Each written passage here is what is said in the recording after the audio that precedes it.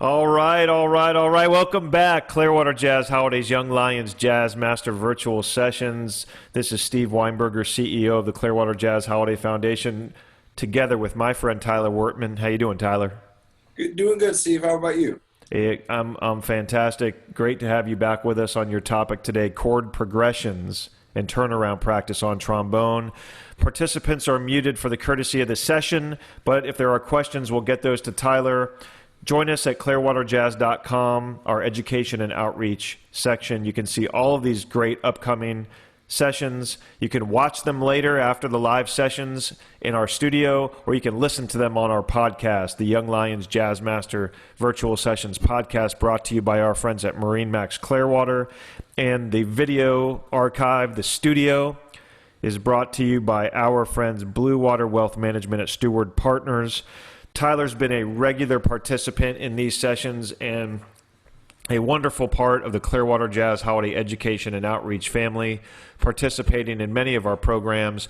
He's done quite a few sessions already. If you check out the studio, you will see sessions like the Basic Trombone Fundamental Series, long tones and lip slurs, tonguing in articulation, major scale and arpeggios practice, scale pattern practice and alternate positions for trombone, scale mode applications, approaching a transcription, developing a warm-up regimen, practice methods and helpful resources, an approach to improvisation on trombone, and today, chord progressions and turnaround practice on trombone. Tyler's a jazz trombonist and a graduate and alumni of FSU and USF with a study focus on jazz performance. He is a composer, a performer, a producer, focused on jazz and classical styles. He performs with many groups and ensembles and currently is an adjunct instructor of music at Florida Gulf Coast University in Fort Myers. And I believe, Tyler, you're working with the University of Tampa now as well? Yes, I'm teaching a 3-credit writing course, Introduction to Jazz. Very cool. Very cool, man. Well, it's always a pleasure to have you with us on these sessions. I'm going to turn it over to you. The stage is all yours.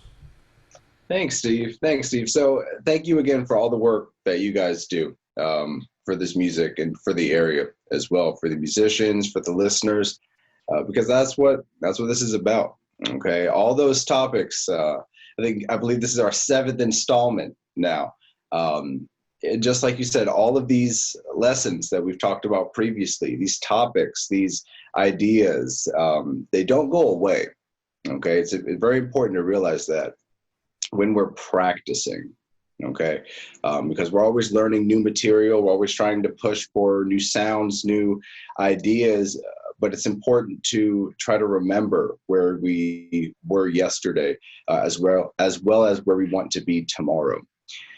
So today's installment, chord progressions and turnaround practice on the trombone, but more so for everyone, okay? We're going to talk about a few things here, understanding and developing a practice, an approach to chord progression studies, as well as chord scale relationships, okay? So the most common chord progression you'll see in jazz is our 2-5-1, and you've probably heard this before if we're in the realm of being a jazz student or professional.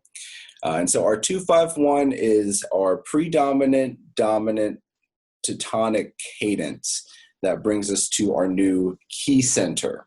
Usually 98% of the time this will happen. We'll have certain instances where we might not end on our 1 chord, okay, but this 2-5-1 is very important. Okay, so what is a 2-5-1? Well, the 2 is the second chord diatonically related to our root. So if our root, for this case being C major, our second note of C would be D. Therefore, we're playing D to D in the key of C. So we're still using all white keys, but now we are playing D Dorian minor. And this is our scale that we are using. Now, if we were to write this as a chord, it would be D small slash 7. This is one way to notate this chord, telling us that it is D minor 7. This tells us that we have a flat third and a flat 7th. Now, this chord doesn't necessarily tell you what scale to play or to practice. It just tells you what's our 3rd, 5th, 7th, upper extensions possibly. So it's up to us to sort of figure out that sound on our particular instrument. Right now I'm just dealing with 2. Okay, so 2 is minor. So I'm going to play our D Dorian minor scale in 8th notes. And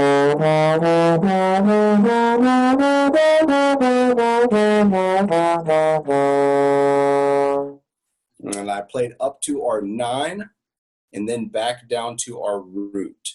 I believe it's important when we practice our scales to practice past our root to get a sense of not only those upper extensions, but to get a greater sense of the sound. So then here I might practice an arpeggio, okay? Just like our classical studies, okay, we have our classical arpeggio. If I were to play this in D major, our arpeggio would sound like this.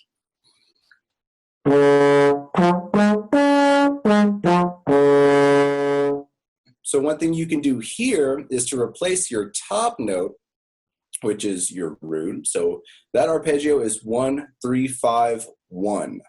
So what we're going to play now is 1, 3, 5, 7, 9. So we're going to play the 2 notes that are under and above our root to get a greater sense of this harmony. It'll sound like this. All 8th notes again.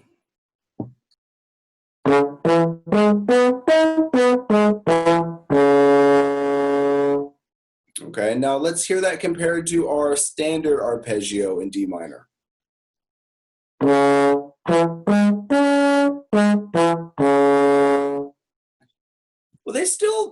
you could still use both ideas, okay? But going through our 7th and our 9th is going to give you a greater harmonic sense of our chord. Same for R5, okay? If we are going to, again, we're in C major. Our 5th note of C is G. So now we are playing G to G in the key of C. So what scale is this? This is our G Mixolydian scale. This means we have 1 note different than our G major scale. Okay, so take your G major scale practice and all the things you've been doing and then change 1 note to get this Mixolydian scale practice happening. And that is adjusting our 7th from a major 7th to a dominant or flat 7th. Okay, when referring to the term dominant, that talks about the chord quality. Okay, so here we're changing our major 7 to a flat 7. Now this is a dominant chord, so this is G7. Okay, so I'll play you this scale now.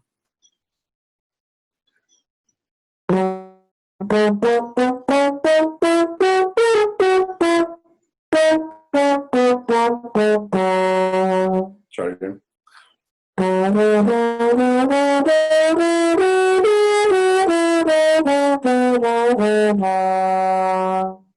Now notice, minus me clipping that top A the first time, I tried 2 different articulations. I tongued the first time and then I slurred the second time, but I did not combine the 2. I did not tongue and then slur or slur and then tongue. I tried to keep it as consistent as possible.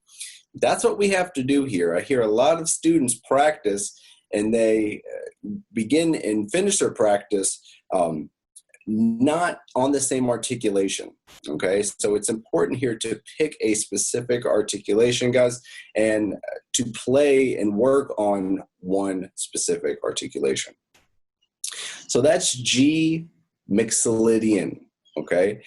So far we've covered D Dorian, R2, G Mixolydian, R5, and then we have C major.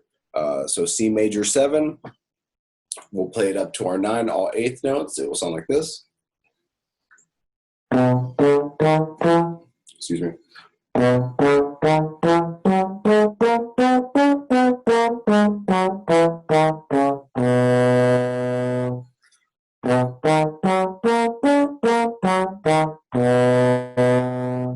so for my trombone players here specifically, we need to work on alternate positions whenever applicable. I've said this before, and I'm sure you've heard this before. So when's a good time to practice alternate positions? Well, right now, in the beginning of your warm-up, of your scale practice, of your long tones, this is the time.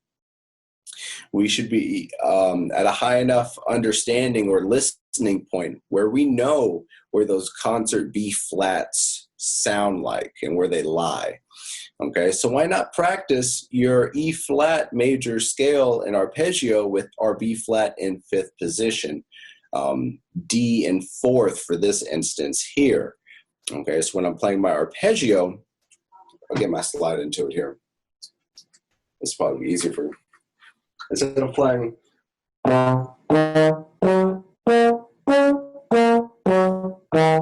did you see how much my slide moved at the top? Why don't you just play?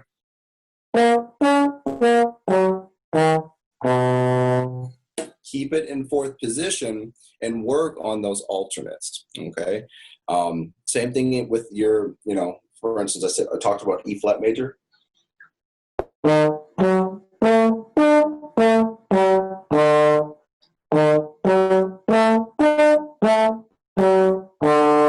Keeping it close to, or keeping the slide positions close is going to help you focus and really approach these notes quicker and access them quicker, okay? Work smarter, not harder, as they say. And we do not want to be the trombone player up there sawing logs, okay? We do not want to be the guy cutting a tree down. We want to be working as least as possible, okay? So utilizing all of our alternates as much as we can is going to help us.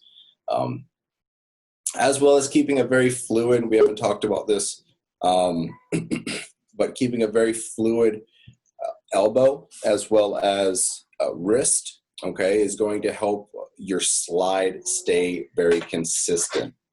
So we have our 2, which is Dorian, D minor. We have our 5, which is Mixolydian, which is G7. And we have our 1, which is C major and C major 7, okay? So from understanding these scales and these arpeggios, we need to practice them differently. So we played our scale one way. I'll show you a different way to practice now. This would be in thirds. So instead of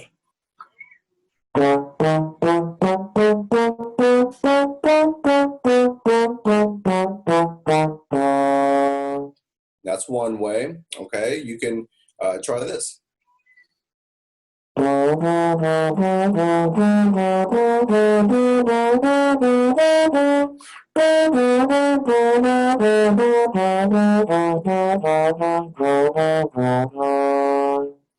So what did I do? I played my D minor scale, or Dorian minor specifically, in thirds. I went up a third, down a step, up a third, down a step.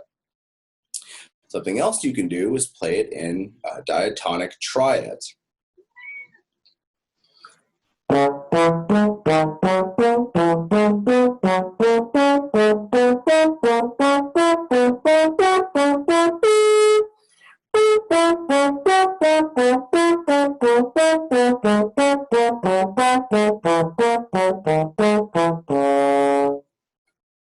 So now we have 3 different ways to practice our scale, okay? And I'm pretty sure between these 3 ways, you can find some way to solo or approach this chord progression, okay? Same with our 5, same with our 1. So we need to access different scale practices and as well as arpeggiation variations, okay? So we practice one way, going up and down. Why not go down and up? So D minor.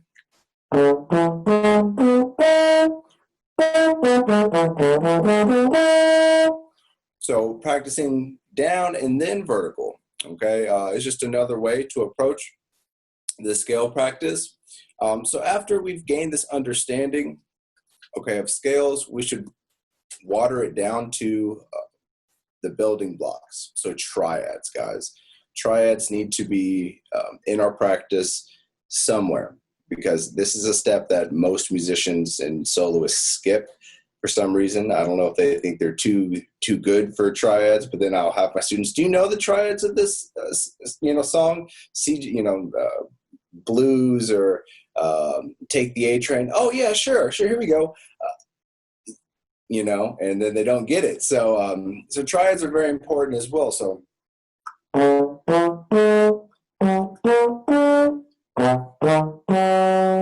very simple. So then from here,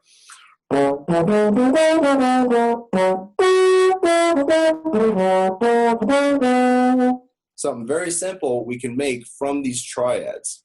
Okay, and I'll play something only using the notes of our triads. 1, 2, a 1.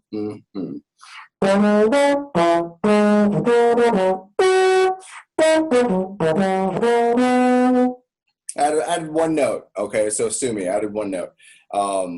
But still, so by just accessing these triads, we could have a very simple approach to soloing. Okay, so after we understand our triads, we need to understand thirds and sevenths. Okay, thirds and sevenths are very, very important, and they help us identify the harmonic pathways within our music. So our third and seventh of our 2 chord is F natural, right? We have D minor, D Dorian minor, not F sharp, which would be D major. So F natural and C natural. And then what are our third and sevenths for our G seventh chord? Well, F stays the same because it's our seventh of G, right? This is a G dominant chord. So we have a flat 7, not a major 7th. And then we have concert B. Okay, so let's look at those 2 chords and those 2 pairs of thirds and sevenths. So we have F and C, and we have B and F. Well, one of those notes stays the same, and one of those notes changes. Okay, so the F stays the same in D minor, okay, to G7. However, our C changes to B when we change to G7. Okay, so that's something to take note of, guys. You need to understand what your common tones are and what the notes that will resolve to your next chord will be. And understand, which notes which notes to access for your phrase that you're playing, okay?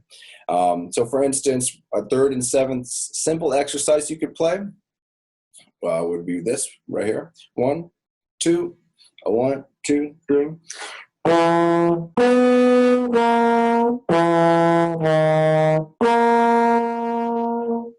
So all I did was play my third and seventh of 2 to my third and seventh of 5, and then my third and seventh of 1.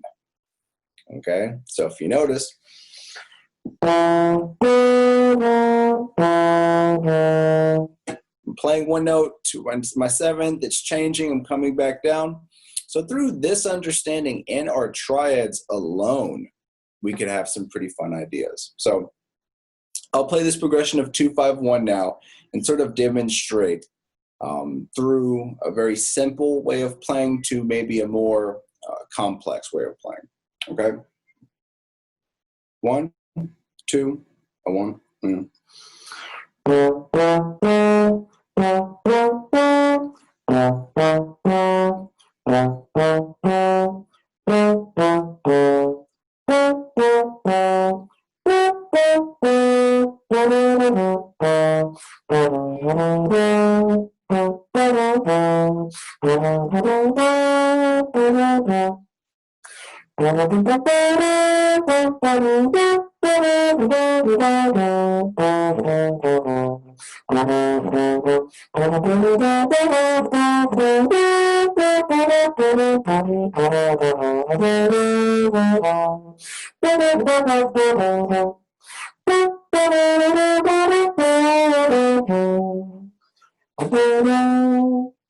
Okay. So I'll try to keep it really concise here. So I started off by playing just triads. And then from this triad development, I was able to then conceive different melodic ideas just from inverting the triad. Okay. And then just by adding just a little bit and a little bit, you start to develop these phrases, right? And so through these phrases is what we should be working on trying to interpret, okay, different pathways in the music. If you guys can kind of follow along with me there, that's what I was trying to do. So over our Dorian minor scale, right, being able to think of different ways to approach, not only our 5 chord, right, because we need to be thinking about that 7th of our 2 going down to our 3rd of our 5, but at the same time, how we're relating that to our 1 chord, okay? And also, if it's, for this instance, we have C major is our last chord. But if you notice at my very last line, I played a little bit of a blues, okay? And that's okay, guys. Blues is great. Whenever you're sort of feeling that instance, play the blues. Always. I find my students a lot saying, "Oh, but it's a major chord. I can't imply the blues there." No, it's a great way to end phrases, begin, and goes with your phrasing if you hear these and interpret these lines. Okay.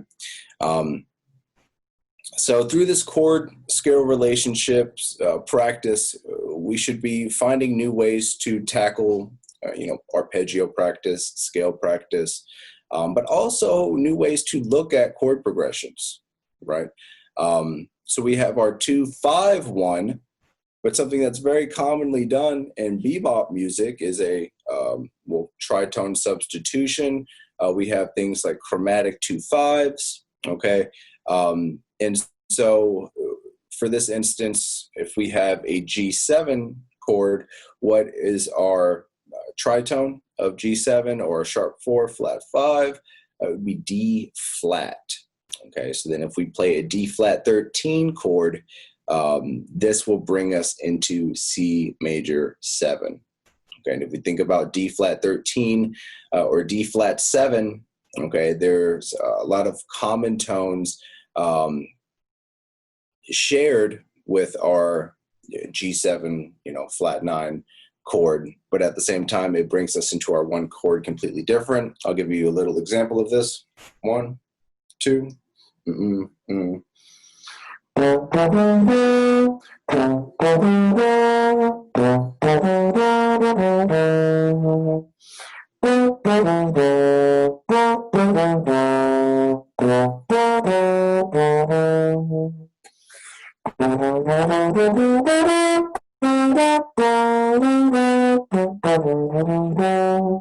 So you already hear a different sound completely than when I played the natural 5, or the dominant 7th chord, should I say. So, we should be exploring different techniques here on our instrument, on trombone, on, paper as well, on piano. I would try to learn as many of these voicings as possible. Okay, see if you can actually sight read along with your real book changes, or iRealB, your Aebersold books. Okay, keyboard practice is very important, especially for instruments that can't play more than 1 note at a time. Okay, we need to visualize these chords and then play them on our instrument, right?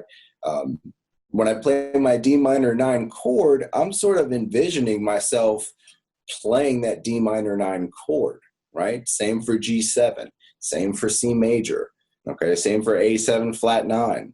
It's all there, okay?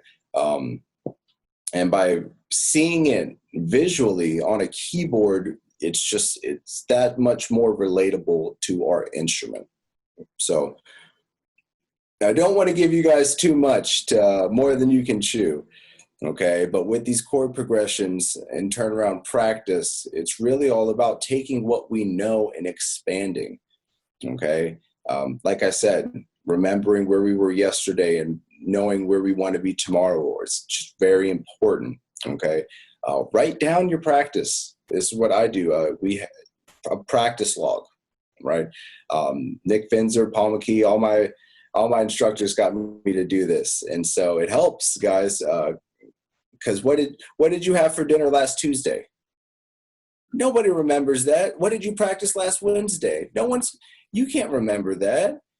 Maybe if it was very special of a day, maybe, but we need to have our practice logged here so we're not wasting time.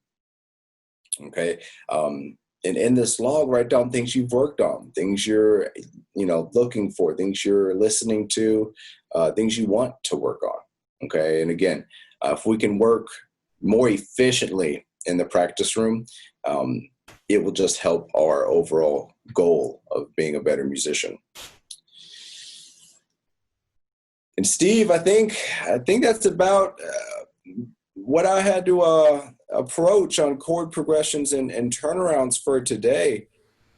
I had to give some playing examples in there for the students. Yeah, man. What a great session today, Tyler. Thank you so much. We love having you with us. We just love it. And I love this sort of little curriculum we've been building that's up in the studio now. And I know you'll be back with us as well. And really looking forward to continuing to work with you and adding these just wonderful resources for students, and just can't thank you enough.